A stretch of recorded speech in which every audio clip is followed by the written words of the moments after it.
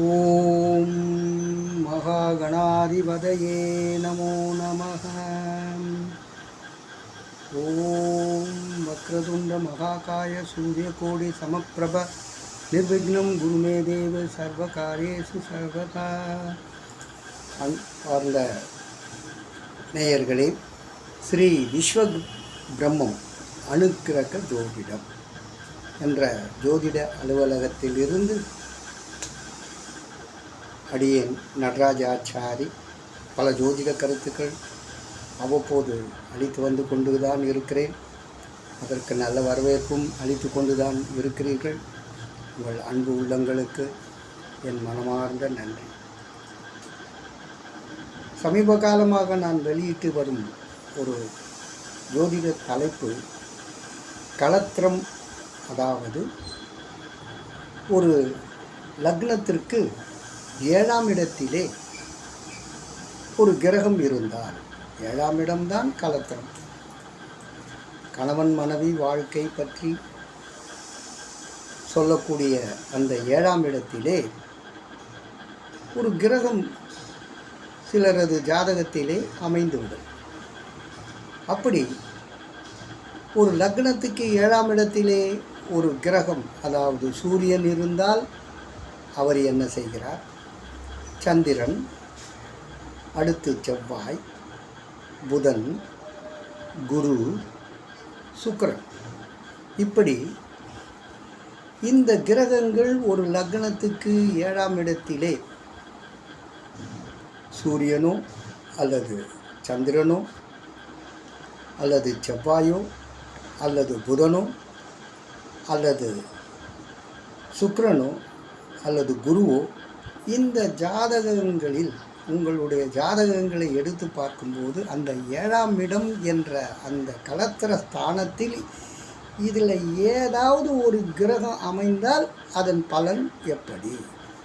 அந்த வரிசையில் இப்போது சனி 7ஆம் இடத்தில் இருந்தால், உங்கள் லக்னத்துக்கு 7வது ராசியில் சனி இருந்தால் அது எப்படி?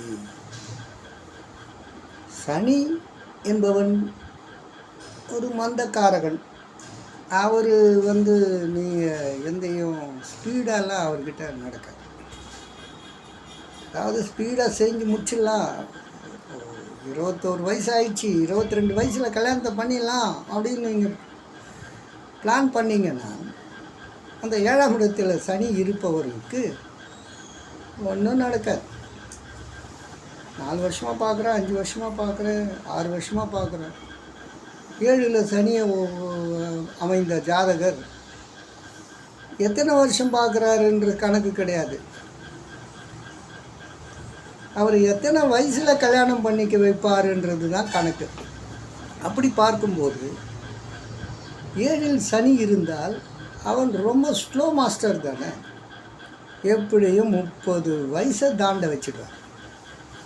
நீங்கள் இது நடுவில் நீங்கள் என்ன தான் வேடிக்கை பண்ணாலும், எந்த கோயிலில் ஒன்றுனாலும் நீங்கள் போய் பூஜை பண்ணாலும், பரிகாரம்னு சொல்லி பண்ணாலும், எப்படியோ நீங்கள் முயற்சி எடுத்தாலும் அவர் அதுக்கெல்லாம் கொஞ்சம் கூட அசர மாட்டார்.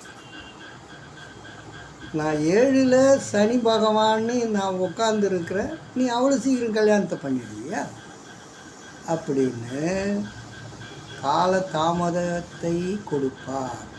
எவ்வளோ நாள்? 30 வயசை தாண்ட வச்சுடுவார். அது ஆணாக இருந்தாலும் சரி, பெண்ணாக இருந்தாலும் சரி. ஆனால் 30 வயதுக்கு பிறகு திருமணம் செய்வதே நல்லது. 7ல் ஒரு லக்னத்துக்கு 7ல் சனி இருப்பவர்கள் அவசரப்படாதீர்கள். என்ன கல்யாணம் ஆகலையே கொள்ளலையேன்னு கஷ்டப்படாதீர்கள். எல்லாமே சனி பகவான் உங்களுக்கு நல்லது தான் செய்கிறாருன்னு நினையுங்க. நீங்கள் என்ன பண்ணாலும் ஏதாவது தடங்களை கொடுக்குறாரேன்னு நீங்கள் கஷ்டப்படாதீங்க. 30 வயசுக்கு மேலே கல்யாணம் பண்ணி பாருங்கள், உங்கள் வாழ்க்கை ரொம்ப நல்லா இருக்கும்.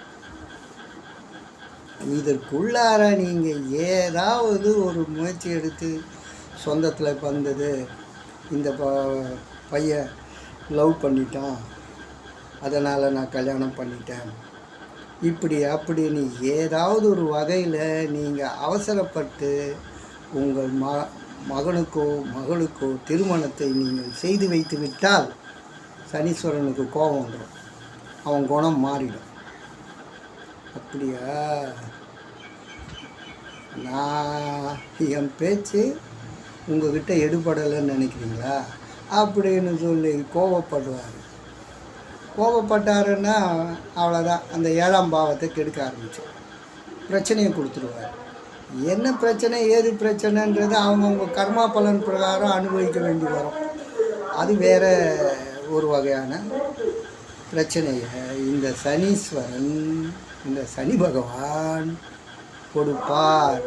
அதனால் லக்னத்துக்கு 7லே சனி இருப்பவர்கள் பொறுமையாக கல்யாணம் பண்ணிக்கங்க. 30 வயசு ஆன பிற்பாடு கல்யாணம் பண்ணி பாருங்கள், அருமையாக இருக்கும், நல்ல வாழ்க்கை கிடைக்கும், நல்ல விதத்தில் முன்னேற்றம் இதெல்லாம் சூப்பராக கொடுத்துருவார் சனி. கஷ்டப்பட வைப்பார். கடின உழைப்பை யார் ஒருவர் செய்கிறார்களோ அவரை சனீஸ்வரன் தன் தோளில் வைத்து கொண்டு தாண்டவம் ஆடுவார். உக்காந்துட்டீங்க, சோம்பேறியாக உக்காந்துட்டீங்கன்னா அவ்வளோதான், உங்களுக்கு ஒரு பலனும் கிடைக்காது. ஆக 7லே சனி இருந்து விட்டால் ரொம்ப அழகாக, ரொம்ப வசதியாக, ரொம்ப இதுவாலாம் நீங்கள் எதிர்பார்த்துலாம் பொண்ணு மனைவி கணவன்னு பார்க்க முடியாது. ஒரு நடுத்தரமான வாழ்க்கை தான். அந்த மாதிரியான வாழ்க்கையை நீங்கள் ஏற்றுக்கொள்ள வேண்டும். ஐயே இது என்ன பொண்ணு கருப்பாக இருக்குது அப்படின்னு தட்டிட்டிங்கன்னா கல்யாணத்தை தட்டி போகும். அதே மாதிரி இந்த மாப்பிள்ளை இப்படி இருக்கிறாரு, முன்னால் கொஞ்சம் வழுக்கை இப்போவே விழுந்துச்சு, நான் 30 வயசு தாண்டி தானே கல்யாணம், அப்படி விழுந்துச்சு அப்படின்னு சொல்லி நீங்கள் தட்டி கழிச்சிங்கன்னா உங்கள் பொண்ணுக்கும் கல்யாணம் வரன் கிடைப்பது தட்டி போயிட்டே தான். இதெல்லாம் சனி பகவான் செய்கிற வேலை. இதெல்லாம் புரிஞ்சுக்கணும் நீங்கள். அழகு என்பது தேவைதான், ஆனால் அந்த அழகை பார்த்து நம்ம எதையும் செஞ்சிக்க முடியாது. அது அவர்களுக்கு உள்ள அழகு அந்த அழகு தான்.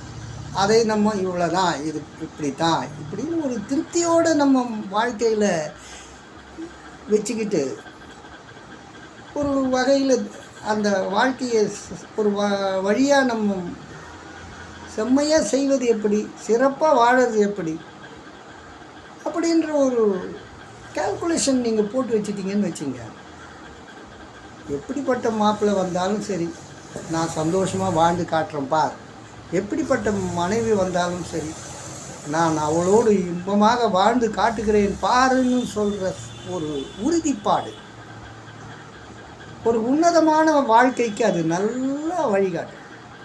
அங்கே அழகுக்கு நீங்கள் முக்கியத்துவம் கொடுத்தீங்கன்னா சனி பகவான் அதுக்கு வழி காட்ட மாட்டார். அவர் காமிக்கிறது இப்படி தான் காட்டுவார். கொஞ்சம் சுமாரான கேட்டகரியில் தான் மாப்பிள்ளை பொண்ணு அமையும். அதை நீங்கள் புரிஞ்சுக்கிட்டு, ஐயோ நமக்கு லக்னத்துக்கு 7ல் சனி பகவான் இருக்கிறாரு, இதை நம்ம தட்டி போட்டால் அவர் பாட்டுக்கு பரவாயில்ல விடு உனக்குன்னா அப்படின்னு சொல்ல அவரும் தட்டி போய் கட்சியில் என்ன ஆகிடும், உங்களுக்கு கல்யாணம் என்பதே ஒரு கனவாக போடும். பார்த்துக்கோங்க. அதனால் லக்னத்துக்கு 7லே சனி இருப்பவர்கள் இந்த மாதிரியான மனோபாவத்தோடு நீங்கள் அணுகுனீங்கன்னா நல்லது. ஏன்னா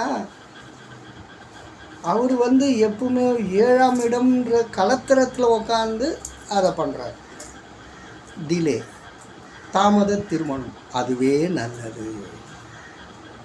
என்னை கேட்டால் தாமத திருமணத்தை கொடுப்பவர் சனி பகவான் தான். ஆனால் அவர் அதை ஏன் கொடுக்கிறார் என்றெல்லாம் நீங்கள் ஆராயாமல் அப்படியே என்று அவரிடத்திலே சரணாகதி அடைந்து நீங்கள் அதை ஏற்றுக்கங்க. 30 வயசுக்கு அப்புறம் கண்டிப்பாக நல்ல ஒரு வாழ்க்கை அமைஞ்சு சும்மா உங்களை ரொம்ப பெரிய லெவலுக்கு முன்னேற்றுவார், நல்லா கஷ்டப்பட வைப்பார். கவலைப்படாமல் கஷ்டப்படுங்க. நிறைய பேர் கஷ்டப்படுறத ஒரு பெரிய கவலையாகிடுவாங்க. சில பேர் உழைக்கிறதையே ஐயோ கஷ்டம் கஷ்டம், உழைக்கலைன்னா எப்படி, அதை போய் கஷ்டம் கஷ்டம்னு சொல்லுவாங்க. உழைப்புன்னு சொல்லுப்பா, ஏன் அதை கஷ்டம்னு சொல்கிற? உழைக்காமல் நீ என்ன தான் பண்ண போகிற, என்ன தான் சாதிக்க போகிற? சோம்பேறியாக இருந்து விட்டாக்கால் சோறு கிடைக்காது தம்பி. சுறுசுறுப்பு இல்லாமல் தூங்கிக்கிட்டு இருந்தால் துணி கூட இருக்காது தம்பி. அம்மனமாக சுற்றுவார். யோசிச்சுப்பார். அதை சனி நிச்சயமாக நீங்கள் சுறுசுறுப்பாக கடினமாக உழைச்சிங்கன்னா உங்களை கை கூத்துவார். ஆஹா வாடா, இந்த மாதிரி ஆள் தான் எனக்கு வேணும், உன்னைத்தான் நான் எதிர்பார்த்தேன், உன்னை எப்படி முன்னேற்றம் பாரு அப்படின்னு சொல்லி உங்களை அப்படி ஒரு அமைப்பில் பெரிய ஆளாக்கிடுவார். நிறைய தொழில் அதிபர்கள் எல்லாம் பார்த்திங்கன்னா சனியினுடைய ஆதிக்கத்தோடு தான் இருப்பாங்க. அவங்க ரொம்ப கடினமாக உழைச்சிருப்பாங்க. ஏன்னா அவன் தொழில்காரகனும் கூட, ஆயுள்காரகனும் கூட. அப்படிப்பட்டவன் 7ஆம் இடம் என்ற களத்திலே, அந்த களத்திர ஸ்தானத்திலே அமரும்போது தான் எப்பவுமே அவர் எங்கே உட்காந்தாலும் அந்த இடம் மந்தம், லேட்டு, டிலே. நீ அவரை ஒன்றும் பண்ண முடியாது.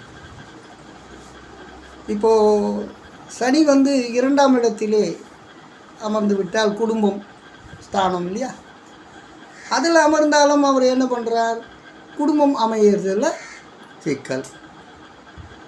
அப்படி அவசரப்பட்டு நீங்கள் குடும்பத்தை அமைச்சு கொடுத்துட்டீங்கன்னு வச்சுங்க, அவ்வளோதான். அவரும் ஓ எனக்கே தேக்கா கொடுக்குறீங்களா, இரு அப்படின்னு சொல்லிட்டு உங்களை அந்த கஷ்டத்தை படுத்திடுவார். அதனால் பொறுமையாக அழகாக நிதானமாக ரொம்ப எதிர்பார்ப்பெல்லாம் இல்லாமல் நீங்கள் மாப்பிள்ளை தேடுங்க, இல்லை மணமகளை தேடுங்க, உங்களுக்கு அருமையாக கிடைக்கும். ரொம்ப வசதி வேணும், ரொம்ப பெரிய இடமா பார்த்தேன், இப்படி ஆயிடுச்சு அப்படி ஆயிடுச்செல்லாம் நீங்கள் பின்னால் வருத்தப்படக்கூடாது. உங்களுக்கு அமையிறது நடுத்தரமான வாழ்க்கை தான். அந்த நடுத்தர வாழ்க்கையை நீங்கள் சரியாக பிரித்து கொண்டு முன்னேறினால், கடினமாக உழைத்து முன்னேறினால் நீங்கள் பெரிய லெவலுக்கு வந்துடலாம். அதுக்கப்புறம் சனி அவர் உங்களை நல்ல நிலைக்கு முன்னேற்றி விட்டுருவார்.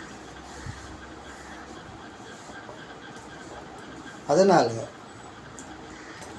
எப்பவுமே சனி என்பவன் ஒரு நீதிபதி மாதிரி, ஜட்ஜு. அவர் தண்டனையும் கொடுக்குறார்.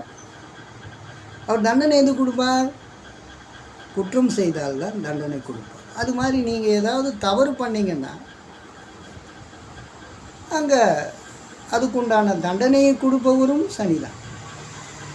இப்போ 7ஆம் இடத்திலே சனி அமர்ந்து இருக்கிறது என்றால் ஏதோ ஒரு பிரச்சனையில் போன ஜென்மத்திலேயோ வேறு ஒரு மூதாதையர்களுடைய பிரச்சனையிலேயோ இந்த 7ஆம் இடத்தினுடைய விதத்திலே பிரச்சனை பண்ணி அவங்க ஏதோ ஒரு சாபமோ பாவத்தையோ வாங்கின்னு வந்துருப்பாங்க.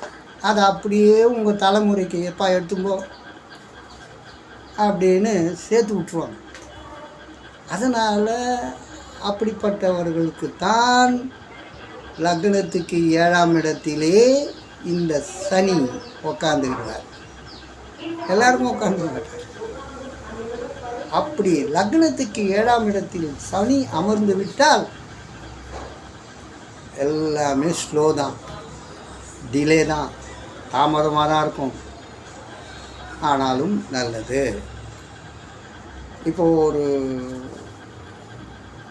விஷயங்களில் எந்த மாதிரி நீங்கள் செயல்பாடுகளை கொண்டு போனாலும், அவர் எந்த ராசியில் இருக்கிறார், அந்த ராசிக்கு அதிபதியினுடைய விஷயங்களை எல்லாத்தையும் இவரும் கொஞ்சம் முன்ன பின்ன டிலே பண்ணுவார். இவர் கொஞ்சம் மந்தக்காரங்க. ஆக நீங்கள் என்ன பண்ணணும், 7ல் சனி இருந்தால் ஆஞ்சநேய பெருமானை நீங்கள் கெட்டியமாக பிடிச்சிக்கணும். ஓம் ஸ்ரீ ஆஞ்சநேயாய வித்மகே வாயு புத்திராய தீமகி தன்னோ அனுமன் பிரசோதயாத். போங்க, பெருமாள் கோயிலோ இல்லை ஆஞ்சநேயர் கோயிலுக்கு போங்க. சனிக்கிழமையில் விடாமல் அந்த ஆஞ்சநேயரை வழிபடணும். ஒவ்வொரு சனிக்கிழமையும் போய் வழிபட்டு பாருங்கள், நல்லாயிருக்கும். ஆனால் சோம்பேறியாக இருந்துடாதீங்க.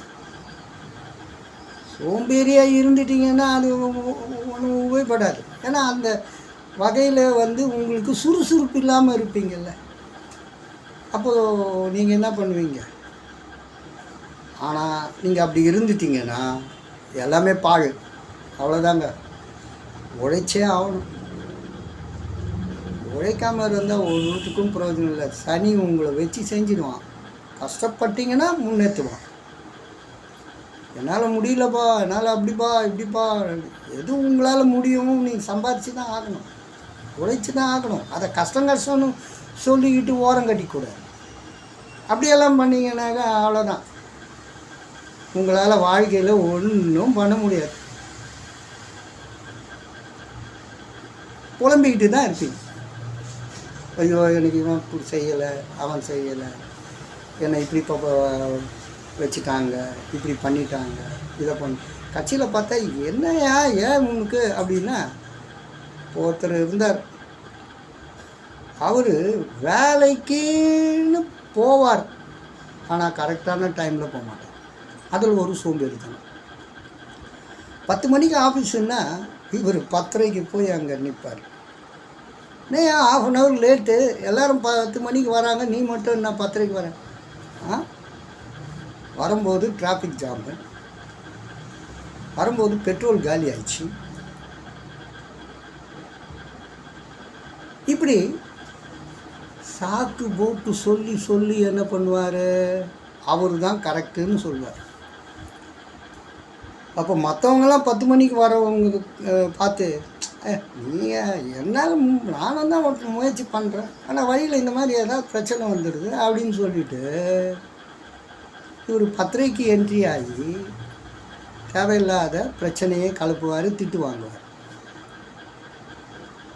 இது எப்படி? அப்போது அவருக்கு என்ன ஆகுது,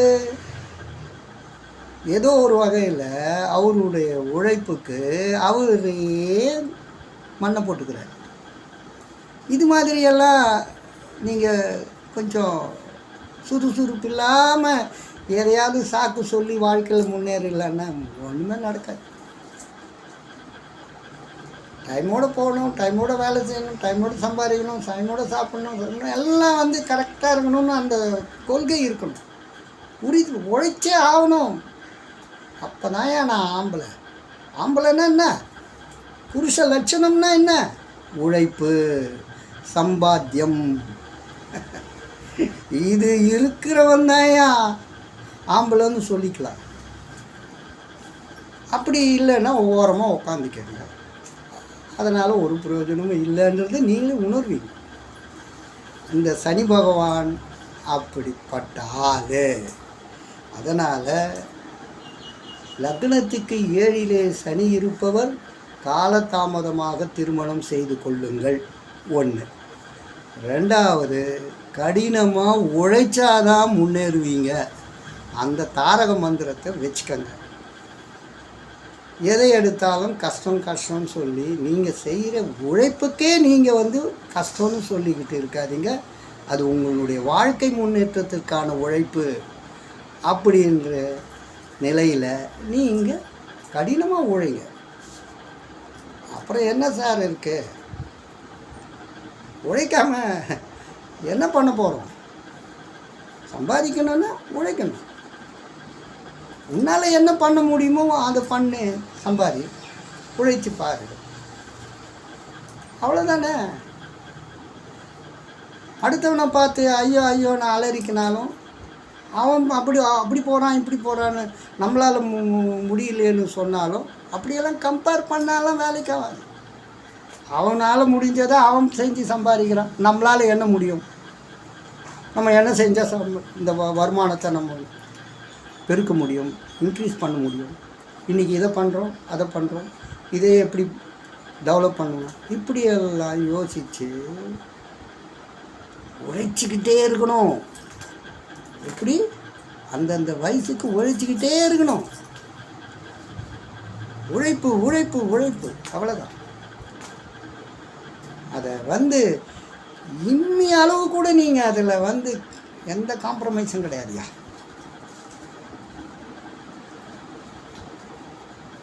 சாகரும் வரை சம்பாதிக்க வேண்டும், உயிர் உள்ளவரை உழைக்க வேண்டும். இது போதுங்க. இந்த மந்திரத்தை உள்ளுக்குள்ளே வாங்கிக்கோங்க, நீங்கள் சூப்பராகிடுவீங்க. 7ல் சனி இருந்தால் என்ன, இல்லைன்னா என்ன? அப்புறம் தான் சனி தான் நம்ம கூட காப்பாற்ற போகிறாங்க. கடினமாக உழைப்பவனை சனி பகவான் தன் தோளில் வைத்து கொண்டாடுவார். அதுபோல் நீங்கள் உழைச்சி பாருங்கள், உங்களுடைய முன்னேற்றம் சூப்பராக இருக்கும். ஒரு லக்னத்துக்கு 7ல் சனி இருப்பவர்கள் கண்டிப்பாக இது போன்ற ஒரு எண்ணம், செயல், நோக்கம், ஒரு விருத்தி, ஒரு உழைக்கணுன்ற ஒரு உறுதிப்பாடு, திறமை எல்லாத்தையும் வச்சு நீங்கள் பெரிய ஆளாகிடுவீங்க. ஆக அதுபோல் 7ல் சனி இருந்தால் இப்படி ஆஞ்சநேயர் பகவானை சனிக்கிழமையிலே நீங்கள் அவருடைய ஒரு மூல மந்திரத்தை சொல்லி நீங்கள் வழிபட உங்களுக்கு நல்ல வழி கிடைக்கும். என்ன பிரச்சனை இருந்தாலும் சரி, குடும்ப பிரச்சனையா அவர் காட்டுவார் ஆஞ்சநேயர் உங்களுக்கு. ஏன்னா ஆஞ்சநேயருக்கு தான் சனி பகவான் பயப்படுவார். வேறு எந்த தெய்வத்துக்கும் சனி பகவான் பயப்பட மாட்டார், எல்லா தெய்வத்தையும் பிடிச்சிடுவார் அவரு. ஆனால் ஆஞ்சநேயரை கிட்ட அவர் பாச்சா பலிக்காது. அதனால் நீங்கள் ஆஞ்சநேயரை போய் கும்பிட்டீங்கன்னா சனினால் வரக்கூடிய தொல்லைகள் எல்லா விதத்திலும் எப்படி இருந்தாலும் அதை உங்களுக்கு ஒரு நல்ல வழியையும் நல்ல எண்ணத்தையும் நல்ல வேகத்தையும் நல்லதொரு வாழ்க்கையையும் அவர் கொடுப்பார். ஆக இது போன்ற ஒரு விஷயங்களில் லக்னத்துக்கு 7ல் சனி இருப்பவர்கள் இதை கடைபிடியுங்கள். நிச்சயமாக நீங்கள் நல்ல முறையிலே திருமணத்தையும் செய்து கொண்டு வாழ்க்கையிலே உழைத்து முன்னேறி பெரிய ஆளாக ஆக போகிறீங்க. நம்ம ஆக போகிறோம் அப்படின்ற ஒரு என்னது அது, ஒரு எப்படி கம்ப்யூட்டர் கர்சர் டக்குன்னு அடிக்குது, அது மாதிரி உங்கள் மூளையில் டப்புன்னு அடிக்கணும். அப்போ தான் நீங்கள் முன்னேற முடியும். அதுக்காக சொல்கிறேன், வேறு ஒன்றும் இல்லை. ஓகே. ஆக எல்லோரும் இந்த லக்னத்துக்கு 7ல் சனி இருப்பவர்கள் கொஞ்சம் சுறுசுறுப்பாக இருங்க, முன்னேறுங்க. நன்றி, நமஸ்காரம்.